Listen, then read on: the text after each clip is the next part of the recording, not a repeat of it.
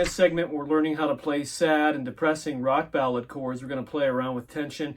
You're bound to learn a lot in this next step. Let's get it underway. So we're in the key of A minor. Now in front of the regular A minor, I want to drop something tense that's going to resolve into A minor. So I put out my A minor ninth here, really stretching the pinky. To achieve this drop, the thumb behind the back. So I'm going to go A minor ninth,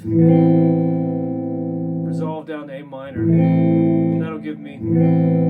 We're going to drop in a pick pattern. You can create your own, or you can follow mine. I've got 1 and 2 and 3, 4. So as per usual, as we've been building, we've got 2 beats per chord. In the family, I can put in a G.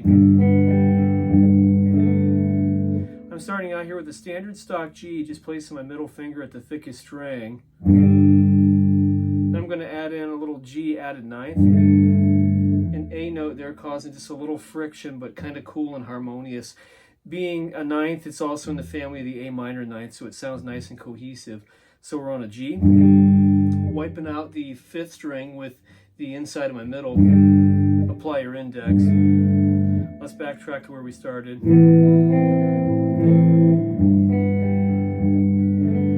Let's reference back. You need some repetition in your songs. So we had so far A minor ninth, A minor, a G, G added 9, circle them back. Now take advantage of your open string. And we're going to go up to A7 with the sus4 in it. Really cool. It'll resolve to D or D minor. To keep it in key, we go to D minor. Have a listen. Now we're utilizing the open strings also as an opportunity to make our chord grip down here on the A7 sus4. And once again, same principle.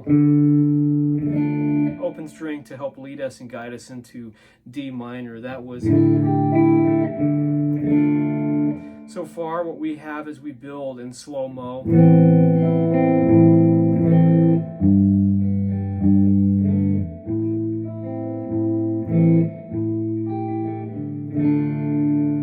I'm going to add some tension off of an F.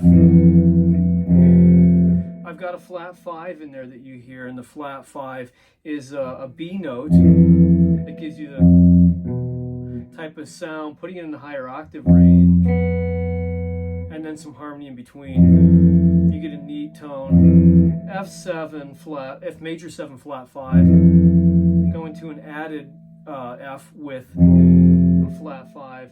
Added means that I've got the 5th in there, which is a C note. And the C is troubled against its neighbor B. Really cool, really far out. So I've got... What you can do there is just add in your regular bar chord shape of an F. When you've got the 5th in here, the C note, only I'm going to play the open 2nd string in there. So you've got all together through to the F shapes, circle them back, which is how you want to learn this, tacking on one new measure at a time.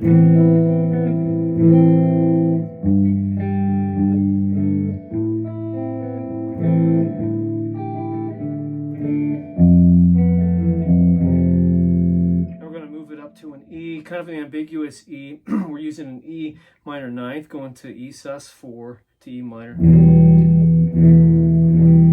Kind of sad, kind of dreamy, floating.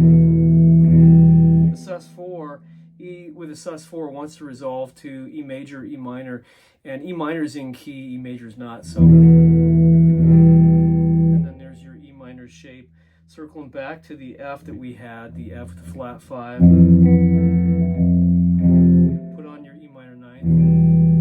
Open string move here, and what I'm doing with all these is you see my wrist drop there, that way I'm not bumping my open strings. Actually, the biggest consideration in your playing, I'm just making some chord moves, 1 beat each on these. I'm going back to my startup chords to reinforce the sound, the tone, and the mood to the listener, and kind of a rock ballad turnaround.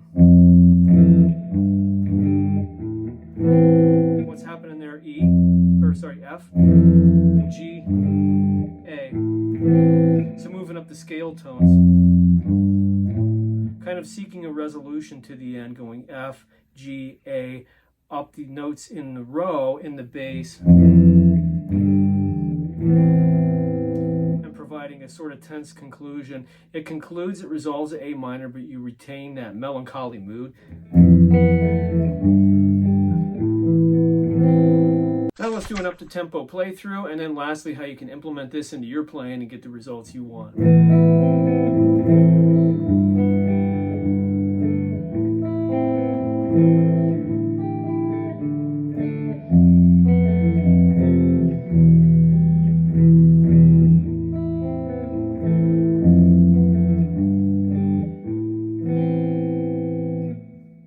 So we're going to grab the chords that are in the progression, A minor, F, E minor, D minor, and within each one of those we want to find some substitute chords, and a nice little strategy is taking, for instance, A minor ninth, walking into the less tense A minor. You can take F with the flat 5, move it to F. You can take your 10 C minor ninth, move it into E minor.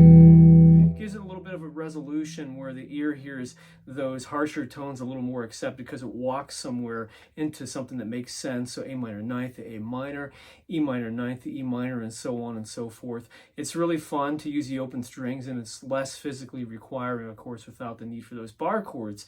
So definitely get that into your playing. Practice it until it's second nature and unconscious, and you'll wind up with lots of cool, far out rock ballads to separate you from the masses on guitar.